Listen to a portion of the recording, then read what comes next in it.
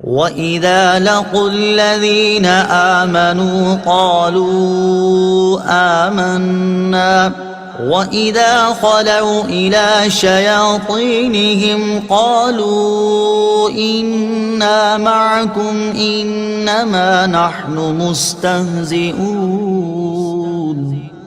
ترجمہ: اور جب یہ ایمان والوں سے ملتے ہیں تو کہتے ہیں ہم ایمان لا چکے ہیں، اور جب اپنے شیطانوں کے پاس تنہائی میں جاتے ہیں تو کہتے ہیں کہ ہم تمہارے ساتھ ہیں، ہم تو صرف ہنسی مذاق کرتے ہیں۔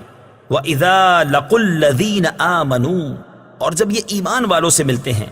تفسیر صراط الجنان میں ہے منافقین کا مسلمانوں کو بے وقوف کہنا اور کفار سے اظہار یکجہتی کرنا اپنی نجی محفلوں میں تھا، جبکہ مسلمانوں سے تو وہ یہی کہتے تھے کہ ہم مخلص مومن ہیں۔ اسی طرح آج کل کے گمراہ لوگ مسلمانوں سے اپنے فاسد خیالات کو چھپاتے ہیں، مگر اللہ تعالیٰ ان کی کتابوں اور تحریروں سے ان کے راز فاش کر دیتا ہے۔ بے دینوں کی فریب کاریوں سے ہوشیار رہا جائے۔ یاد رہے کہ اس آیت سے مسلمانوں کو خبردار کیا جا رہا ہے کہ وہ بے دینوں کی فریب کاریوں سے ہوشیار رہیں اور ان کی چکنی چپڑی باتوں سے دھوکہ نہ کھائیں۔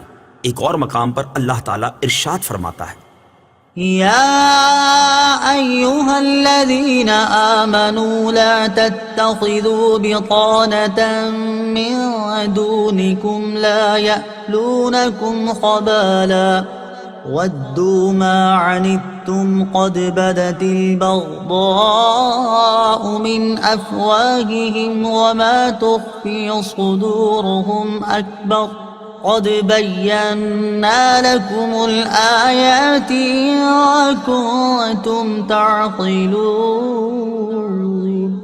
ها أنتم أولئك تحبونهم ولا يحبونكم وتؤمنون بالكتاب كله وَإِذَا لَقُوكُمْ قَالُوا آمَنَّا وَإِذَا خَلَوْا عَضُّوا عَلَيْكُمُ الْأَنَامِلَ مِنَ الْغَيْظِ قُلْ مُوتُوا بِغَيْظِكُمْ إِنَّ اللَّهَ عَلِيمٌ بِذَاتِ الصُّدُورِ إِن تَمْسَسْكُمْ حَسَنَةٌ تَسُؤْهُمْ وَإِن تُصِبْكُمْ سَيِّئَةٌ يَفْرَحُوا بِهَا وَإِن تَصْبِرُوا وَتَتَّقُوا لَا يَضُرُّكُمْ كَيْدُهُمْ شَيْئًا إِنَّ اللَّهَ بِمَا يَعْمَلُونَ مُحِيطٌ۔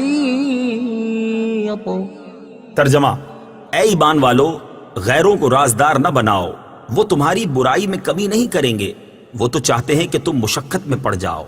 بے شک ان کا بغض تو ان کے منہ سے ظاہر ہو چکا ہے، اور جو ان کے دلوں میں چھپا ہوا ہے وہ اس سے بھی بڑھ کر ہے۔ بے شک ہم نے تمہارے لیے کھول کر آیتیں بیان کر دیں اگر تم عقل رکھتے ہو۔ خبردار، یہ تم ہی ہو جو انہیں چاہتے ہو اور وہ تمہیں پسند نہیں کرتے، حالانکہ تم تمام کتابوں پر ایمان رکھتے ہو۔ اور جب وہ تم سے ملتے ہیں تو کہتے ہیں ہم ایمان لا چکے ہیں، اور جب تنہائی میں ہوتے ہیں تو غصے کے مارے تم پر انگلیاں چباتے ہیں۔ اے حبیب، تم فرما دو اپنے غصے میں مر جاؤ، بے شک اللہ دلوں کی بات کو خوب جانتا ہے۔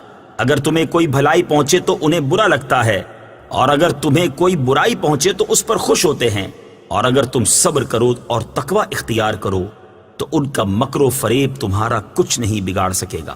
بے شک اللہ ان کے تمام کاموں کو گھیرے میں لیے ہوئے ہے۔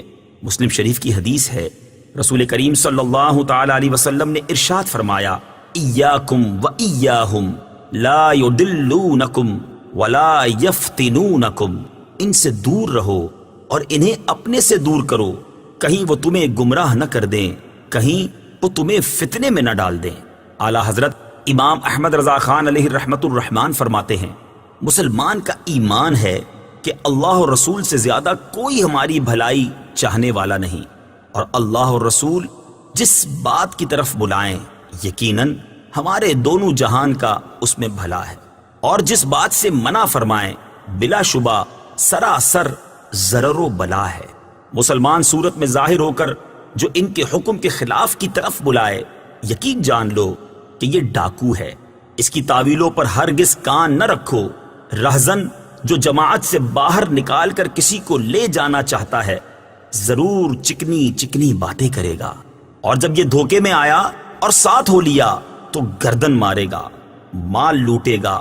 شامت اس بکری کی کہ اپنے راعی یعنی چرانے والے کا ارشاد نہ سنے، اور بھیڑیا جو کسی بھیڑ کی اون پہن کر آیا اس کے ساتھ ہو لے۔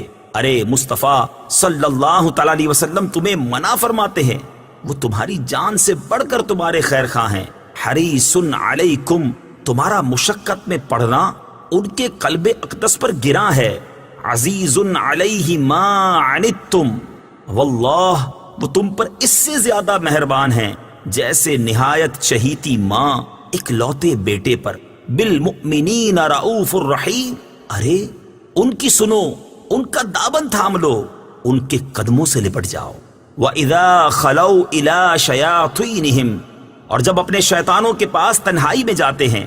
تفسیر صراط الجنان میں ہے، یہاں شیاطین سے کفار کے وہ سردار مراد ہیں جو دوسروں کو گمراہ کرنے میں مصروف رہتے ہیں۔